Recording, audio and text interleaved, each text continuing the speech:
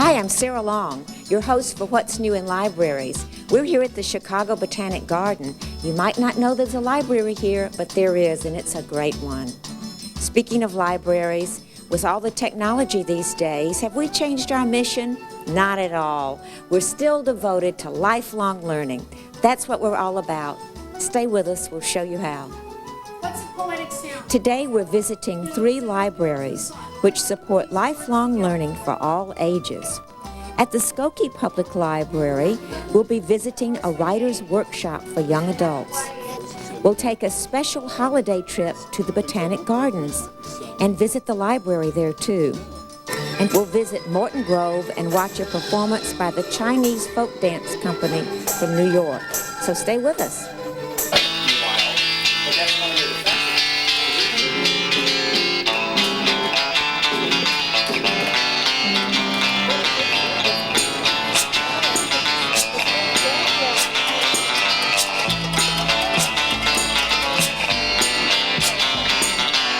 We have a great show to do today.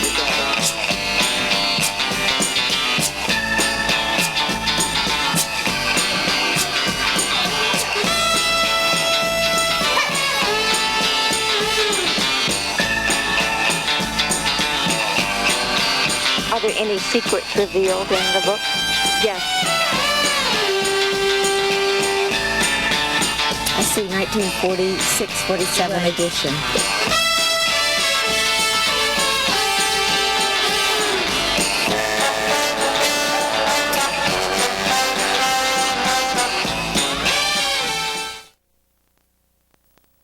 Hi, I'm Sarah Long, Director of the North Suburban Library System. At work, home, or play, the answer is only a click away. Answers Unlimited, the new live online reference service, allows you to chat with a librarian from home via the internet. This is just a new format for many of your local libraries to provide the service they've always provided best, namely, getting you the information you need. Just go to www.answersunlimited.org and get connected to your information professional and internet expert, a librarian. Remember, you can find the information you need at your library.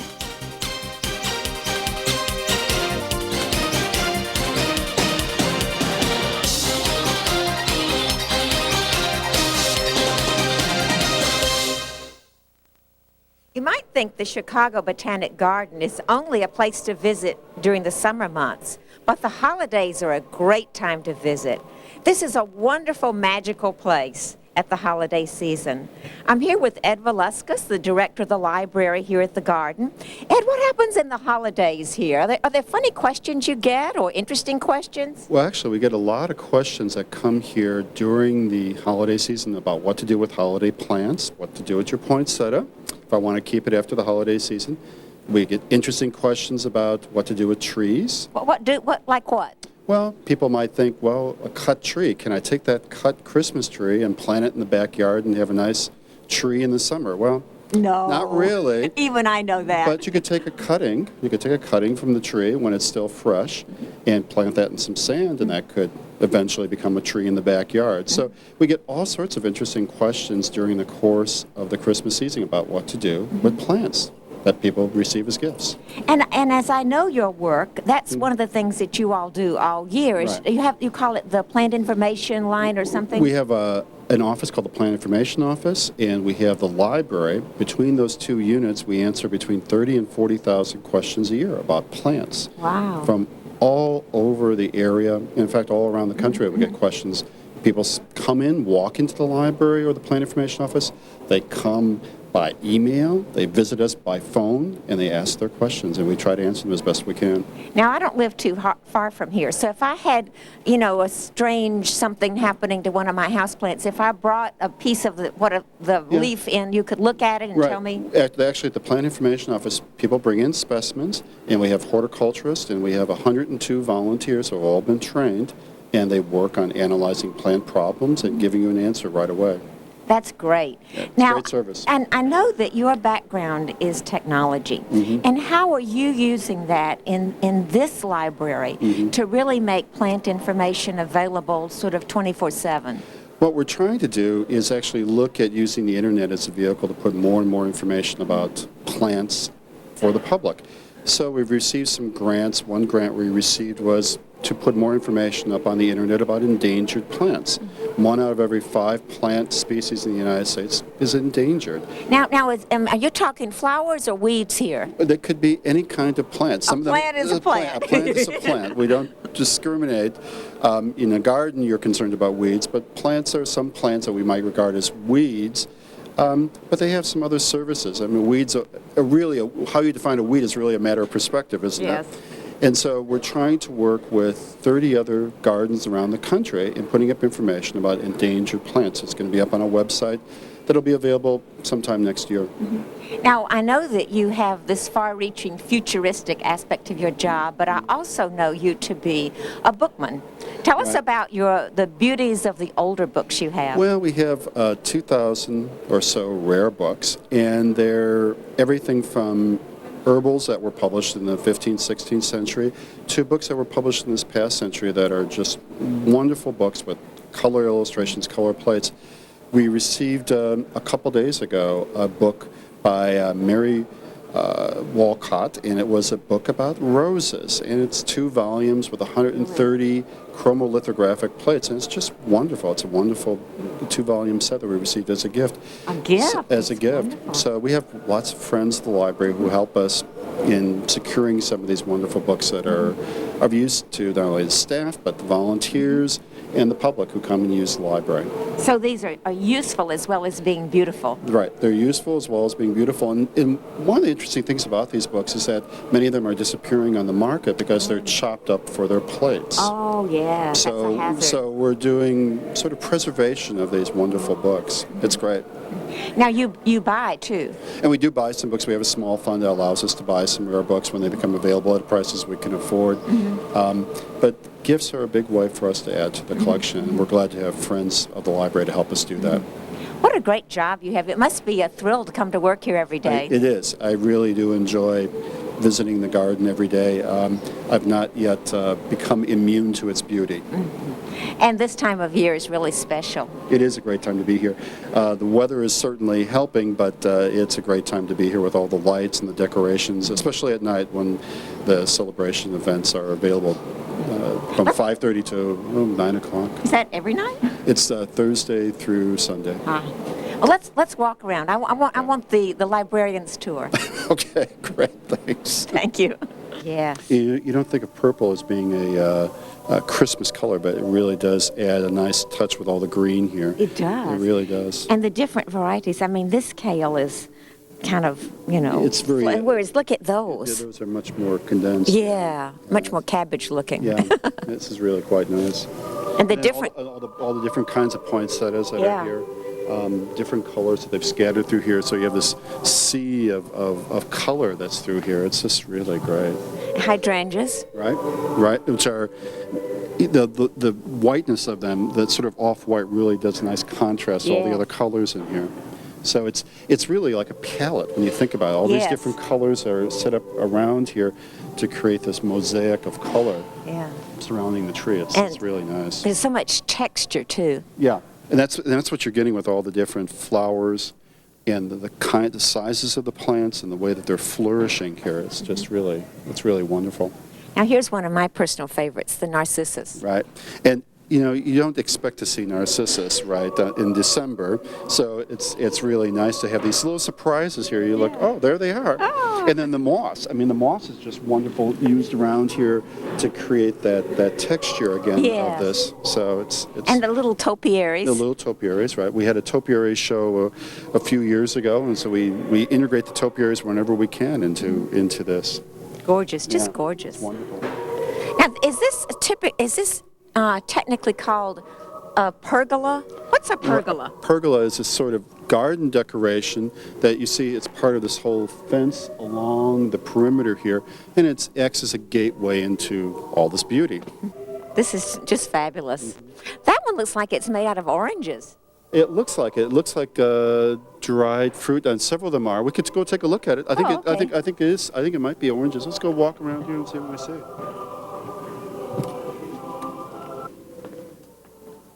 Yeah, looks like slices of orange, and there looks like some prunes. Prunes, yes. And some apricots. So it's a potpourri of fruit. And it's really well done. It's nice. The color really offsets the door really quite nicely. It really does. Mm-hmm. Wow, what a creative approach to a wreath. Right, it really is, and you can eat it. Yeah, maybe the birds can too. Well, and that's in some cases the birds do take advantage of these, so it's great. Right. Freesias. Right, and it's again something you just don't expect to see in December, and there they are. Yeah. And they're just wonderful. So what's nice about the decorations here is that there are all these little surprises if you're attentive and just look and see what you see. I mean, you can take in the whole palette of colors, but then you're walking around, you see the ferns, the poinsettias, and then these just wonderful little flowers coming up at you. It's great. Hi, I'm Bill Pardue, Electronic Resources Specialist at the Arlington Heights Memorial Library. You know, winter's upon us, and that means it's time for winter cooking. You know, a lot of folks can't have enough cookbooks around the house, but it's also fun to search for recipes on the World Wide Web. Of course, when it's cold, it's time for soup. So try a visit to www.souprecipe.com. It's got recipes for bean soups, stews, chowders, even fruit and dessert soups. The internet is loaded with recipe sites. If you need still more, just go to your favorite search engines such as Yahoo, Lycos, or Alta Vista, and just search for the word recipes. Then start browsing your way to flavorful living. And remember, if you don't have access to the internet at home, or if you need help looking up that perfect dessert recipe, whether it's online or in a cookbook, you can always find help at your library. Now more than ever, libraries are interested in people their whole life long, and we're interested in them in a learning sense. Many libraries have what they call lap sit programs for almost newborns. It's been proven scientifically that when a baby is exposed to learning, to reading, when a baby sees his or her parent or other adults in the act of reading and learning, the baby learns just by observing that that's a thing to do. That's what grown-ups do, and that child aspires to do that too. Libraries are involved with this, and they have materials for lifelong learning, even for babies. As babies grow and develop, they become school children, and libraries are there, libraries of all types, for school children as they learn and grow. Think about the books that you first used when you went to school. Well, now there's a school library to support that. And always in the background, the public library to inspire kids to read in the summertime, winter reading programs, all kinds of ways that libraries reach out to make reading fun. Our child is growing up now, maybe graduating from high school, maybe going on to college. And so there'll be a college library in this person's future. The college library is different from what it used to be. Remember the old reserve book room? Well, now it's on a computer. You don't have to stand in those lines anymore. And there are other ways that the college library is changing and making itself available to its students in ways that you and I don't remember in our college years. Our college student graduates now and gets a job with some sort of business. And yes, there's a special library in their life. A special library might be in a corporation or in all kinds of groups such as synagogues or here at the Chicago Botanic Garden. And then, as a person retires, again, the library is there with a special role. Most libraries have programs, they have volunteer opportunities, they have all sorts of devices to help one read and listen if the senses are sort of going in those retirement years. So think of the library, whatever your age, and think of the library for every person you know. We're there for learning your whole life long. Looking for a nearby yoga class? Need to know the hours of your town's municipal center? You can find this information and much more on North Star Net, a local community information network. More than 1,000 community organizations are working with their local public libraries to publish news and information online for use by residents and for visitors to their community. From police department safety programs to local history society genealogy talks, North Star Net is the one-stop source for information covering more than 120 communities in the Chicago metro area. For more information, please visit www.northstarnet.org.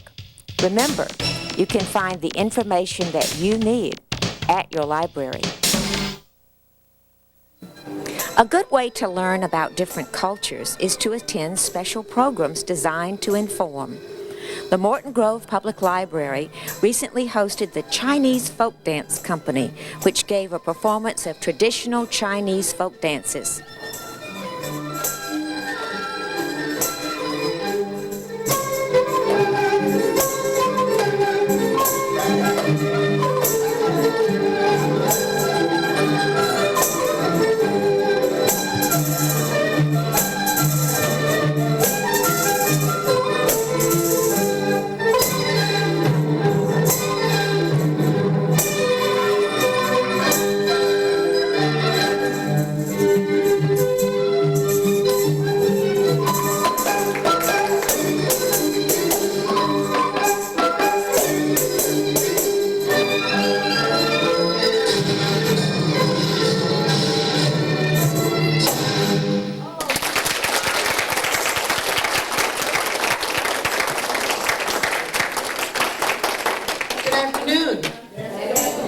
My name is Amy. We are the Chinese Folk Dance Company. We're from New York City.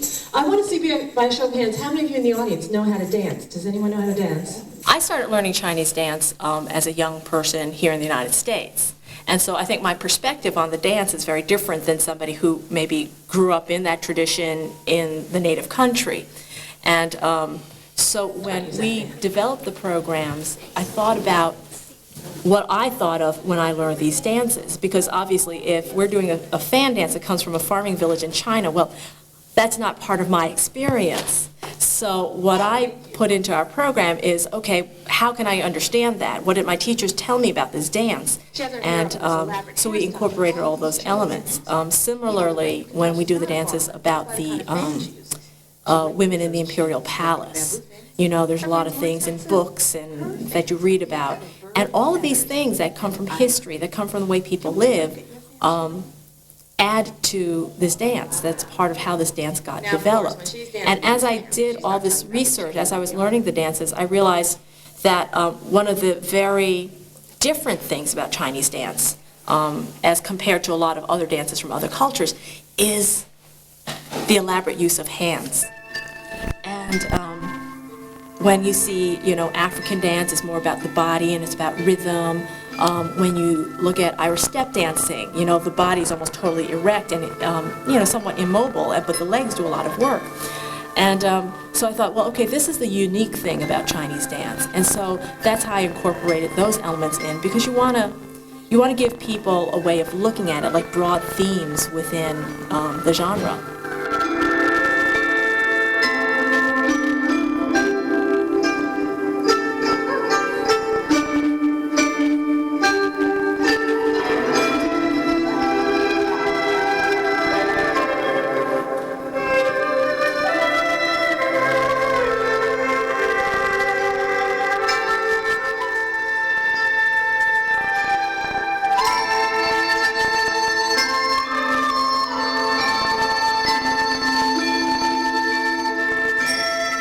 I think it's a very educational program. I learned things about China that I didn't know, and I'm sure the audience learned those things too. It was very educational and inspiring to see that. When I do a performance, and especially for an audience that is not Chinese, I always think I'm bringing a part of the world to them.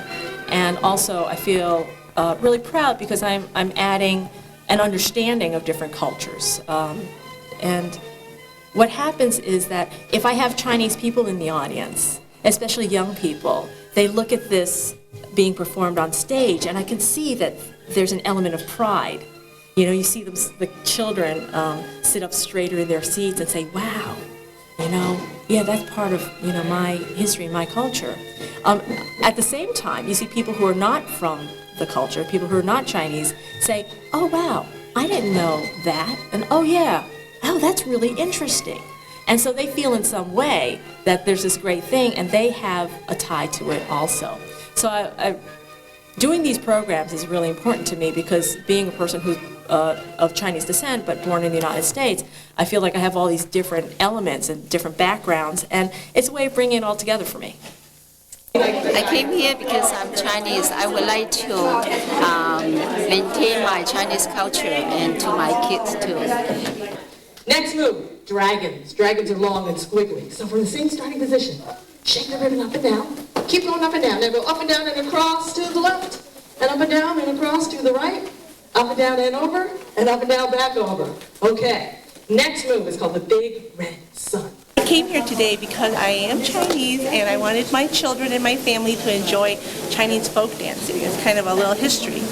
And my husband is not Chinese, he's Japanese, but I still wanted them to come and see. And it brings back memories, because in high school I was in a Chinese club and we did International Day. We did Chinese ribbon dances. So it was kind of nice to see, you know, all the colors and the same ribbon that I used to you know, do back in, you know, high school days.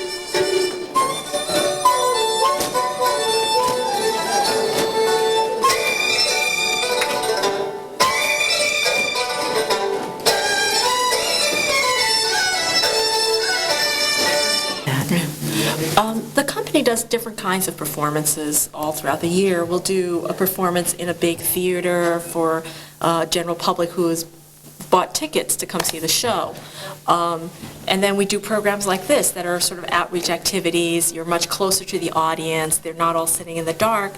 And what's really great about it is that when you're in a library setting, you're already with people who are interested in reading, interested in learning. And I feel that our program enhances that reading experience for them. Because, you know, you can read things in a book, but then to see it moving and alive in front of you, I think is very, very enriching. We have a wonderful display downstairs in the children's room right now of books on China, about Chinese and about Chinese Americans, and also books in the Chinese language. Hi, I'm Sarah Long. I'm here with Esther Hershenhorn and Linda Zielstra. Esther's been the teacher for the several-week kids writing class, and Linda's the person here at the Skokie Public Library who organized all of this. Linda, where'd you get this idea? It's actually an idea that I've had for some time. I get the opportunity to go to many conferences and meet children's authors, and I wanted to find a way to bring young writers together with authors who write books for kids so that they could get a first-hand look at the whole process. And so earlier this year, I had the opportunity to meet Esther. We got to talking and developed the idea to have this workshop. It's a great idea. I enjoyed sitting in just now, and the enthusiasm among the kids was just great. They were really excited. They were nominated by their schools to participate in this program because we could only have 15 children that participated, and so they were identified as outstanding writers, and so they were very enthusiastic and just did a great job participating. Esther, you're an author, aren't you? I am. What sort of books do you write? I write picture book texts that my publishers would love me to name right now, but I won't, and middle grade fiction. Have you been doing this a while? I've been doing it a very long time, actually, but I'm a late bloomer in terms of actually being published. But, you know, it's a whole different thing. I mean, we all have talents, and many writers that I've met have talents, and talking about it or teaching is not one of them. But I've seen you in action with the kids, and obviously you have another talent. You're a good teacher. Thank you. I am a former fifth grade classroom teacher. I taught in Winnetka and Kenilworth and the city, Morgan Park Academy, and once a teacher, always a teacher. Probably so. And you know what? I bet you were born that way, too. I suspect. And actually, that's why I think this workshop went so well, because my teaching style is more of facilitating, and that's what I really tried to do with these kids, was to serve as a facilitator and to show them the resources that are out there, including themselves in their own writing. So extrapolating from that a little bit, what would you say to a parent who feels like their child has some talent or whatever? How can a parent encourage a child to write? Well, the first thing I think would be to encourage them to read, because as I preach to the kids every time I'm in the schools, writers are readers. We librarians love that. But it's so true. I'm always showing the kids the books I read as a child, even from my golden books up, because you're just intuiting a sense of story with beginnings, middles, and ends, and dialogue, and character, and action, and resolution. It just comes by reading, so I would have them read. And we shared with these kids a bibliography. There are so many wonderful books, biographies of especially children's book authors. I'm here with some of the participants in the Writers Program, and I'm interested in actually what you thought about this experience. It's pretty interesting, I think, for anybody to have some instruction and talk to other people who are interested in writing, but I think it's great to have kids involved with writing. Dennis, what did you think of this experience? I think it was pretty good, and it helped me with a lot of my stories, and it gave me a lot of ideas. So you were a writer before you came here, and this just kind of helped boost you up. Can you tell me one thing that really was important that you learned? Well, we learned how a writer gets its book published. We learned a lot of things about writing, how an author does this, and basically everything you need to know about writing. So all you have to do now is do it. How about you, Ben? Were you a writer before you came here?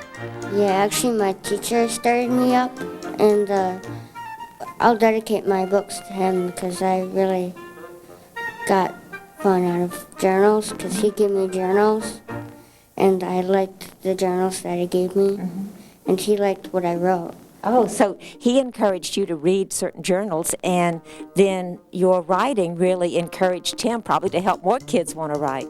Yeah. Sounds like a good two-way street. So tell us one thing you've learned in these 3 sessions you've been attending here at the library. Well, that we could share our stories and share our feelings, and we could tell other people what we think about their stories, and I don't do that a lot. So. Well, that's a good point, because you might think that the writer is sort of a lonely occupation. And so by coming together, the word you used was share. I think that's great. And Carly, how about you? Were you a writer before you came to these workshops? Yes. Have you been writing a long time? Yeah. What did you learn in these workshops? I learned how a book got published, and I thought that was really interesting.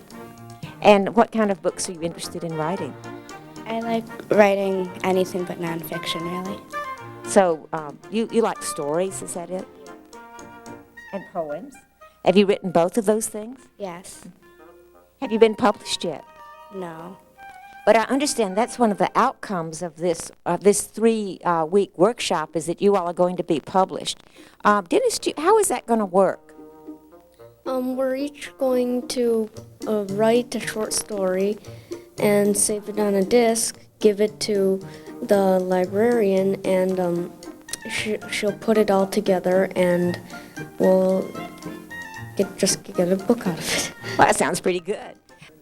Thanks for being with us on What's New. And go to your library and see for yourself what's new in libraries. Great wreath. It looks like there's some dried roses in there. And some other things I don't recognize. Might be some, I don't know. I think the background of it is hydrangea. It might be. It could be. And those little these little white businesses, I think those are some sort of coxcomb, I think. Yeah, they could be. They could be. It's looks like it's been dried, and then, so yeah, I'd have to look at it more closely, but that could be right. It's wonderful the way the colors are arranged with the roses. The roses really stand out, the sort of topography of the wreath with the roses adding that color and that bumpiness to it. It's really quite attractive. So if I wanted to know how to freeze dry roses, you could tell me about that. We could. We have all sorts of information in the library. And actually, the woman, Nancy Clifton, who works in the Plant Information Office and creates, is this horticulturist. She actually has classes here at the garden about how to make the wreaths. So the garden has classes. The garden has lots of classes, hundreds of classes each year that are offered through our continuing education department.